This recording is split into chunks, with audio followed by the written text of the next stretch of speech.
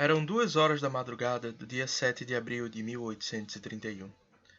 Aqui está a minha abdicação. Desejo que sejam felizes. Retiro-me para a Europa e deixo um país que amei e que ainda amo. Dom Pedro I abdicou o trono em favor de seu filho, Pedro II, de apenas 5 anos na ocasião, deixando também no Brasil 3 filhas de seu casamento anterior com a imperatriz Leopoldina, Dona Januária, de 9 anos, Dona Paula, de 8, e Dona Francisca, de 6. Na época, Pedrinho ficou sob os auspícios de José Bonifácio, sobre quem nós falaremos no instante. No dia seguinte, Dom Pedro viajou para Portugal, acompanhado de sua então esposa, a imperatriz consorte Dona Amélia, que estava então grávida de 3 meses. Na Europa, Pedro empreendeu talvez a sua maior batalha, destronar o seu irmão caçula, Dom Miguel I, que havia chegado ao trono português em 1828, depois de depor Dona Maria da Glória, Joana, Carlota, Leopoldina, da Cruz, Francisca Xavier, de Paula, Isidora, Micaela, Gabriela, Rafaela, Gonzaga. Como assim? Você não conhece? Ela era ninguém menos do que a filha mais velha de Dom Pedro I, mais conhecida como Maria II de Portugal, e que tinha só 9 anos quando seu tio lhe tirou o trono e apenas 15 quando seu pai o recuperou. Ela ficaria conhecida na história como a Boa Mãe ou a Rainha Educadora. Já Dom Miguel era conhecido como o Absolutista e tinha um estilo todo tradicional, bem diferente do Dom Pedro brasileiro.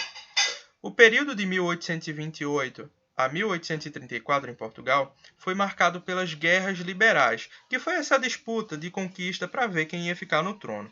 Ela terminou com a rendição de Dom Miguel em Évora Monte e sua consequente exclusão ao direito de sucessão ao trono português, assim como todos os seus descendentes, através da chamada Lei do Banimento do ramo miguelista. E você aí achando que a sua família que era complicada, né? Bem, essa data marca o fim do primeiro reinado e o início do conturbado período regencial do Brasil, que nós veremos em outro vídeo. O período regencial revelou disputas políticas que só foram amenizadas com a antecipação da maioridade de Pedro II, mas que sempre estiveram no seio da política brasileira até hoje. O maior exemplo disso, talvez, seja a própria família Bonifácio, que desde 1821 até os dias de hoje tem ao menos um representante no parlamento brasileiro. Enquanto Dom Pedro I era por muitos considerado temperamental, talvez uma característica até herdada de sua mãe, Dona Marieta Severo, Carlota Joaquina, Pedro II era tido como um exemplo de cultura, bom senso e elegância.